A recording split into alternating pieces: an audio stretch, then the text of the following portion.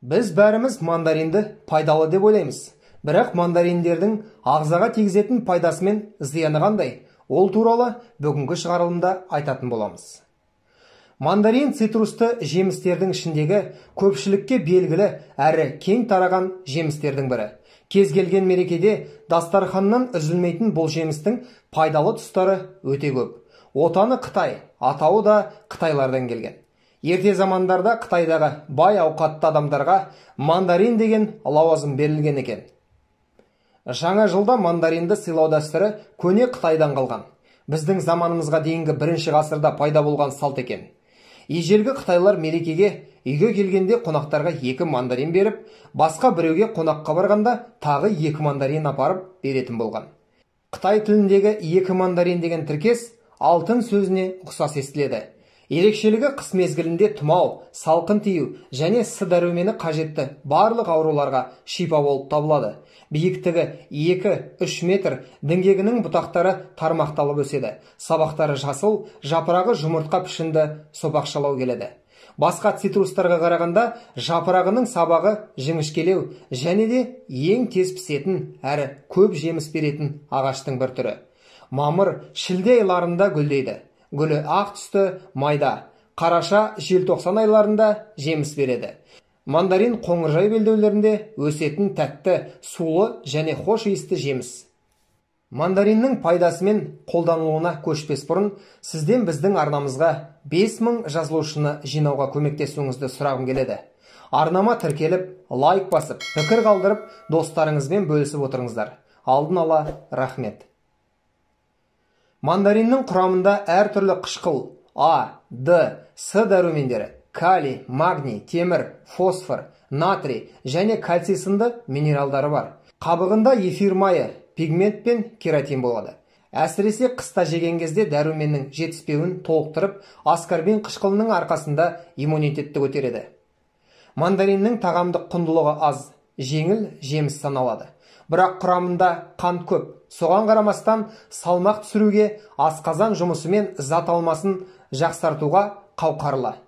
Жеміс салмақ жоғалту процесінде көмектеседі.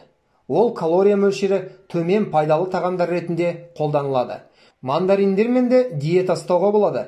Кейбір диетологтар мандарин диеталарын тиімді салмақ жоғалтуға көмектесу үшін кеңес береді.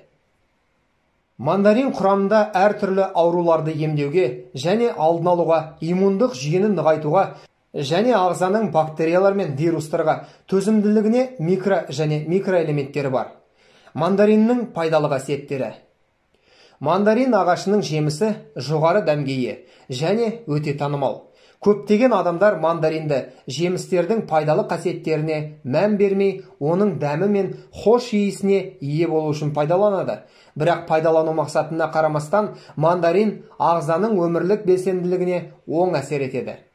Мандариннің емдік және пайдалы әсері. Жеміс қандағы қантты реттейді және инсулиннің әсерін күшейтеді. 2-ші типті қант диабетінің дамуына жол бермейді. Салмақ жоғалтуға ықпал етеді. Сүйек тінінің қалпына келтіреді және оны нығайтуға көмектеседі. Қандағы холестерин деңгейін төмендетеді және атеросклероздың дамуына жол бермейді. Қан тамырларын нығайтады және қан айналымын жақсартады. Қабынуға қарсы және микробқа қарсы қасиеттері бар. Цинк және витамин жетіспеушілігінің басқа көріністермен күреседі. Жүйке жүйесін күшейтеді. Нейрондардың тұтастығын сақтайды. Канцерогенді қосылыстардың түзілуін төмендетеді. Денеден ауыр металдарды шығаруға ықпал етеді. Мандарин ас қорытуға пайдалы. Өнімнің химиялық құрамы ішек перистальтикасын ынталандырады. Асқазан сөліндегі ферменттердің бөлінуін жақсартады және ас қорыту жолын токсиндерден тазартады. Ұрықтың бөлігі болып табылатын Б тобындағы дәрумендер жүйке жүйесін қалыпқа келтіреді және стрессті жеңуге көмектеседі. Бұл дәрумендер үйлесімді түрде тиімді жұмыс істейді, яғни мандаринді қолдану жүйке жүйесіне жақсы әсер етеді. Мандарин ағзасы дәрумендерге өте мұқтаж жүкті әйелдерге пайдалы. Өнімнің бөлігі болып табылатын фолий қышқылы әйелдер мен болашақ баланың денсаулығына жақсы әсер етеді. Назар аударыңыз, жүкті әйелдер жемістерді сақтықпен және шектеулі мөлшерде жеу қажет. Дәруменді құрамына қарамастан, өнім аллергиялық реакцияны және басқа да бірқатар жағымсыз салдарды тудыруы мүмкін. Мандаринді қолданар алдында дәрігермен кеңесу қажет. Мандарин ісіну мен қабынуды жеңілдетуге көмектеседі. Жемісті үнемі тұтыну қатерлі ісіктердің дамуына жол бермейді. Өнім спортшыларға баға жетпес пайда келеді. Мандаринді жаттығуға дейінгі жеңіл тағамдар ретінде қолдануға болады. Ол денені пайдалы заттармен толтырады. Мандарин қабығының пайдасы. Мандарин қабығында целлюлоза сияқты көп мөлшерде қоректік зат бар. Пектин, эфир майы, органикалық қышқылдар, дәрумендер, микроэлементтер. Мандаринді жегенде қабығынан арылмаңыз. Бұл көздің көруіне жақсы әсер ететін және жүрек қан тамыр жүйесінің жұмысын қалыпқа келтіретін бета-каротиннің көзі. Кептірілген қабықтар емдік қасиеттерін жоғалтпайды. Денені қоректік заттармен қамтамасыз ету үшін оларды шайға және басқа сусындарға қосуға болады. Мандарин қабығы суықты, бронхитті және ағзадағы қабыну процестерін емдеу үшін қолданылады. Қабығын суға қайнатып, тұнбасын ішсе, жөтел мен қақырықты жазуға көмектеседі. Мандарин қабығы ісінуді емдеуге арналған дәрі ретінде қолданылады. Өнім организмдегі су, тұз теңгерімін қалыпқа келтіреді және холестерин деңгейін төмендетеді. Бұл тек хош иістендіргіш емес, сонымен қатар денсаулыққа пайдалы әсер ететін тағамдық қоспалар. Зияны және кері әсері. Кез келген өнім пайдалы қасиеттерден басқа бірқатар қарсы көрсеткіштерге ие. Жеміс бірқатар аурулары бар адамдарға қарсы болып келеді. Гастрит, гепатит, холецистит, асқазан мен ішектің асқазан жарасы, асқазан ішек жолдарының қабыну процестері. Цитрус жемістері күшті аллерген болып табылады, сондықтан оны абайлап жеу керек. Мандариннің көп мөлшері терінің бөртпесін тудыру мүмкін. Балаларға мандаринді денеде зиян келтірмеу үшін оны шамадан тыс жемеуге кеңес беріледі.